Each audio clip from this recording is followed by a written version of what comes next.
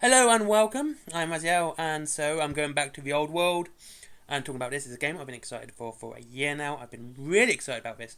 I've really been hyped up. I've been reading it, and I know there was a lot of rules which were dropped about just before Christmas. And honestly, I didn't really want to talk about it because there was nothing really there which stood out to be anything so extremely good or extremely bad. It wasn't catastrophic. It wasn't exciting. It was just rules which kind of just fitted what they were going to do, and it didn't feel really weird or anything out of place. But just after Christmas, or just before Christmas, they dropped these two starter boxes as announcements. And I've got to be honest with you, I'm not against them. I have no issue with these. I think they're quite good boxes. I do think they should have also done a third starter box with one with both factions in it. It's a bit weird to have a game like this and not have that sort of box. Mantic have really shown how to do these boxes with several different ones for Kings of War, all with different factions in them, including a Tomb King style one. But this is Games Workshop, and they've done these instead. Now, if we first talk about the Tomb Kings, which is a nice one, I'm not doing Tomb Kings or Bretonnia. I'm not.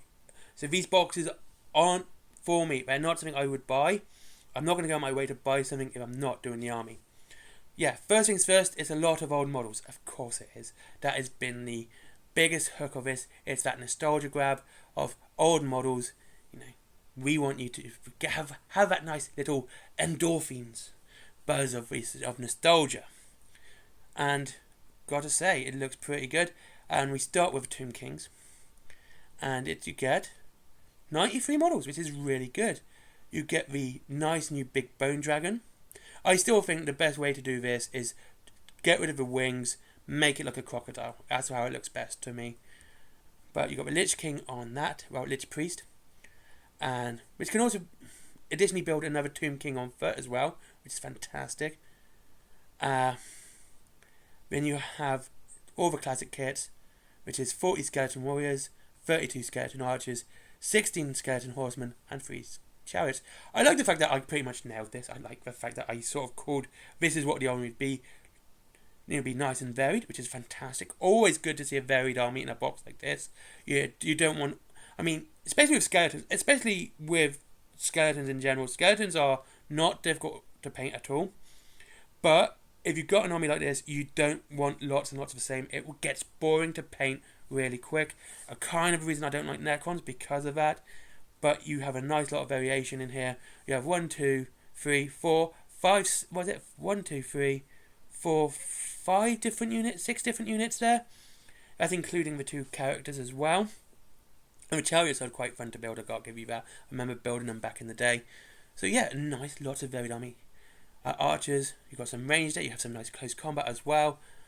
You've got fast attack. You have 2. Actually, I've just noticed this because you can make the skeleton horsemen into archers as well. So you have a nice lot of variation there, and it's a nice box to go with. You also get the hardback rulebook and dice and everything else you need to play the game. The Bretonnia army is slightly smaller with 76 models. You have the Duke or Baron on the Pegasus, which is really nice. That's a new model as well. 12 Bretonnian Knights of the Realm, 36 Bretonnian Men-at-Arms, 24 Peasant Bowmen with 2 defense stakes, 3 Pegasus Knights as well. And you have a transfer sheet. Again, this is a really nice box. It's nice and varied, even if it is humans. Again, you have a nice amount of range there, because you're going to need it. You have some fast armies. You have 2 variations of fast. You have the Knights of the Realm and the Pegasus. So you've got a nice bit there, and you have a decent amount of close combat. As well as both have a nice looking centerpiece, which is really good. I love it when they do that. I love it when there's a nice centerpiece model, and I think that's a great idea. Now, great boxes, very good. They also they come with the rule book. Now, I have no issues with this.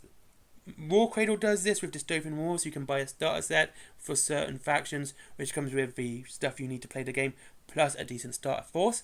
Fantastic idea, because it means you're not going to be stuck to a faction you're not going to play if you buy the main big game. I do like that, and I think it's good when people rent games, because it's getting you into an army you want to do. However, my worry about this is that when they do other armies, like Chaos and Dwarves, High Elves, whatever, are they going to do the exact sort of same box? I hope they don't. And the reason for this is it means people aren't going to go out and buy the rulebook and their army as well if they know that they can just wait for their high elves to drop like this with the rulebook. They can say, "Oh, I'm just going to wait." You know, the rules I can PDF rules download for free online.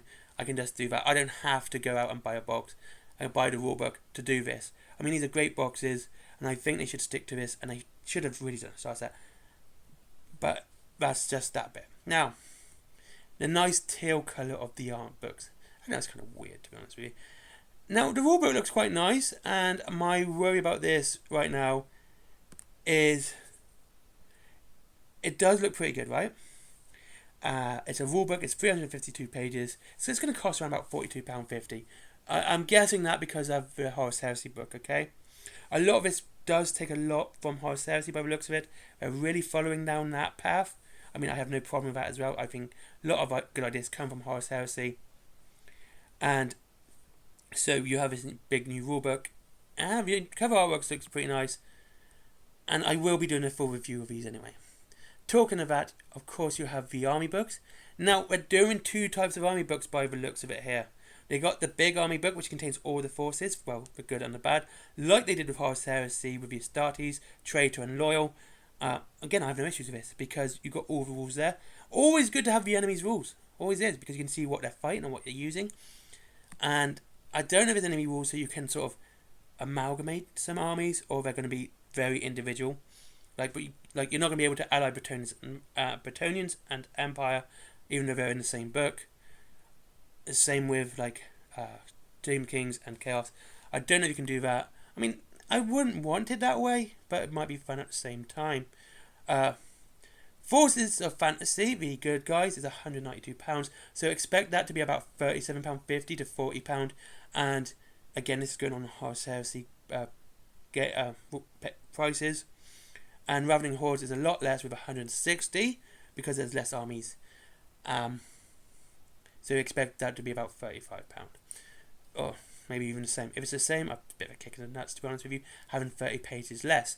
Now, the good guys, it includes the Empire of Man, as we know, Dwarven Empires, good, Bretonnia, Wood Elf Realms, and High Elf Realms. The bad guys are Orc and Goblin Tribes, Warriors of Chaos, Beastmen, and Tomb Kings of Khemri. I mean, it's really good. I like it. And the artwork's pretty good on the front as well. They seem to have done quite a bit, and they've done a lot of it seems to be really much nostalgia grab. It's not something I'm a big fan of, but I can see why they're doing it. There's a lot of old models. They're going to be using the old models from Heavy Metal as well. And finally, you have Arcane Journals. Arcane Journals, I don't know what these quite are. Now, these are softback books for each faction that expand it as well. Now, magic items for magic armies of infamy, which let you to select armies with very different compositions.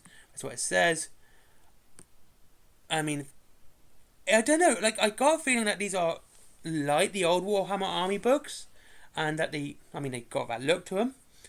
And I think that you can get these and use these on these own without getting the Ravening Hordes or the other one, the Forces of Fantasy books. I think if you just want to get the Bretonnian rule books, that's it. You got just the Bretonnia here there, and I think that's what it is.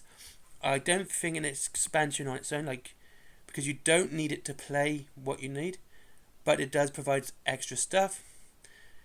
So that's it. So this is that's it. That's the drops. Of course, there's models as well. However, like I said, I like the idea that you've got these boxes with the rules and it's just one army. I think these are good ideas. I like it when companies do this because it's great. It allows people to focus on their army. I do think they should have done a starter set as well. And I also think they shouldn't have put the big rulebook in there. I think it should have been a smaller rulebook. I think that would have been better. Because if you to buy two of these boxes, the second box is automatically less value because you got a second rulebook there. This is coming from someone who bought the Age of Darkness box several times. So yeah, I can understand it. And again, if you're going to go, I want one of each, you're going to have 2 rule books. Now, maybe in the future you're going to see these boxes come out without the rule books, which would be great, especially for other armies. Because again, if you're going to get these boxes and you're going to, you're going to do Warriors of Chaos like myself, and you go, well, why would I go and buy the rule book for myself if they're going to do this for Warriors of Chaos? I'm not saying they are, I do not know, but you just end up going, well, I got this box, now I got 2 rule books. And if this is not such a, you could sell it online for cheaper, but that's just the way it is. Fair. And I think this is a good idea. I like these. The armies are pretty varied, which is always fantastic. I think that's always a good sign for Games Workshop when they do boxes which are very varied, and you've got a nice lot of different types of miniatures in there. They're both a decent size as well, at $12.50 a pop. I reckon price-wise they're going to be about £150. The books, I would say, are £42.50, £37.50, and maybe £35. I don't know how much the paperback ones are. I hope it's not too much. I think they should be no more than £15. If they're anywhere north of £20, I would just say don't buy them. That is well overpriced for a paperback book. I would not go, if it's north of £20, I would just stay away from it. Anyway, thank you very much for watching this bit of an impromptu video. I will be focused on the old world now. It's more in vogue, and I can talk about it more now anyway. And I can actually have a proper opinion of something rather than just grabbing at guesses. I will be reviewing the hardback books when they drop. This is not going to be a Games Workshop book. I'm buying the books myself anyway, so I will be reviewing them on the channel as is. Thank you very much for watching. I hope you enjoyed this video. Link to Wayland Games down below if you wish to save some money on your Warhammer. Forbidden Planet, my merchandise, my comic, t-shirts, all that cool stuff as well. It's all down below. And Skyfort, he's a friend of mine. I hope you guys support it with like Pokemon cards and stuff like that. And see you all again soon. Goodbye.